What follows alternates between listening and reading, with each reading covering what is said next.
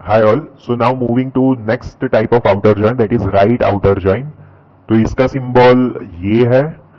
So basically inner join का ही symbol है और उसमें राइट साइड पर दो ब्रांचेस क्रिएट किया है to signify right outer join. So right outer join returns all the tuples of right relation even though there is no matching tuple in left relation. मतलब जो right table होगा, that is for example इसमें हम consider करते हैं employee right outer join department. तो department table जो है वो राइट टेबल है. सो उसके तो सारे ही रिकॉर्ड्स रिटर्न होंगे आउटपुट में. For such kind of tuples having no matching the attributes of the left relation will be padded with null in the resultant relation. तो देखो हमने पहले ही पढ़ा था राइट आउटर जॉइन के बारे में. So in right outer join, it returns all the rows of right table and the matched rows of the left table. मतलब राइट टेबल के तो सारे ही रिकॉर्ड्स रिटर्न करेगा आउटपुट में और लेफ्ट टेबल के सिर्फ वही रिकॉर्ड्स रिटर्न करेगा जो कि जिनकी कॉलम वैल्यूज मैच हुई है. अभी जो अनमैच्ड रिकॉर्ड्स होंगे राइट टेबल के, सो आउटपुट में उसके लेफ्ट पोर्शन में वो नल वैल्यूज रिप्लेस कर देगा वेर एवर रिक्वायर्ड. सो यही पॉइंट लिखा है सेकेंड पॉइंट में. Now again considering the previous examples, तो employ table and department table. So मैं इंक इरेज कर देता हूं पहले. Now see here department will be the right table and employ will be left table. So department के तो सारे ही रिकॉर्ड्स डिस्प्ले होंगे. अभी लेफ्ट टेबल जो है एम्प्लॉय, उसके वो रिकॉर्ड्स डिस्प्ले होंगे जिसकी जो रिकॉर्ड्स मैच कर रहे हैं. सो मैच किस बेसिस पर होगा? So department ID common column पे, क्योंकि उसका नेम सेम है दोनों ही टेबल्स में. So for 10 we are having entry in employee table, then for 20 also we are having entry in employee table. लेकिन 40 जो है वैसा कोई भी डिपार्टमेंट आईडी मेंशन नहीं है एम्प्लॉय टेबल में. सो ये लास्ट रिकॉर्ड जो है वो डिस्प्ले नहीं होगा. Only first two records of employee table will be displayed. और डिस्प्ले अगेन, तो डिपार्टमेंट आईडी जब आउटपुट में डिस्प्ले होगा, सो डिपार्टमेंट आईडी एक ही बार डिस्प्ले होगा, डुप्लीकेट कॉलम्स नहीं होंगे. और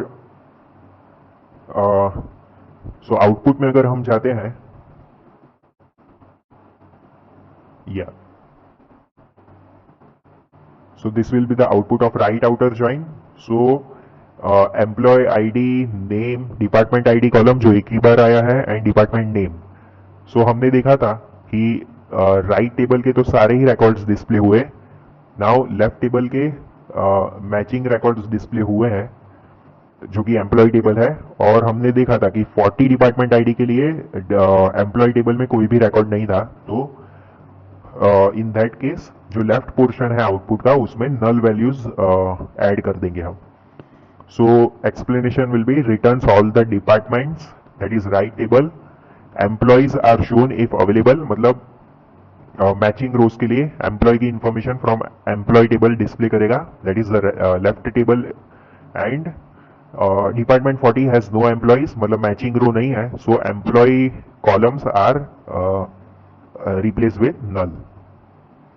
अभी इसका एसक्यूएल इक्विवेलेंट है select star from employ E right outer join. So इस केस में right outer join keyword use किया गया है.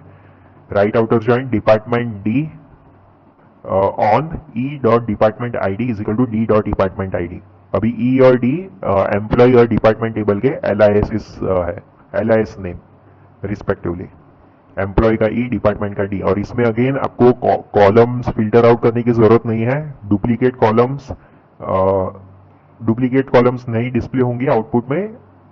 एक ही बार जो कॉमन कॉलम्स है वो डिस्प्ले होंगे. अभी इसका वेन डायग्राम रिप्रेजेंटेशन देखें, सो फर्स्ट सर्कल को हम टेबल ए कंसीडर करते हैं और सेकंड सर्कल को टेबल बी. सो टेबल ए जो हमारे केस में एम्प्लॉय टेबल था और टेबल बी हमारे केस में डिपार्टमेंट टेबल था. तो इंटरसेक्टिंग रोज तो मतलब मैचिंग रोज तो डिस्प्ले होंगी ही आउटपुट में, लेकिन राइट टेबल जो है जो कि टेबल बी है, that is department in our case, उसकी सारी ही रिकॉर्ड्स डिस्प्ले होंगे वेदर दे आर मैचिंग और not matching. So matching as well, ये जो इंटरसेक्टिंग पोर्शन है वो मैचिंग रिकॉर्ड्स का है, और ये जो सिर्फ टेबल बी में जो रोज फॉल कर रहा है वो इस पार्ट में फॉल करेंगे। वो सारे ही टेबल बी के रिकॉर्ड्स मैचिंग या फिर अनमैचिंग डिस्प्ले होंगे आउटपुट में। एंड जो भी अनमैचिंग रोज थे, सो उस केस में जो राइट हैंड साइड में, लेफ्ट हैंड साइड के टेबल में टेबल का पार्ट होगा आउटपुट में, वो नल वैल्यू से रिप्लेस हो जाएंगे।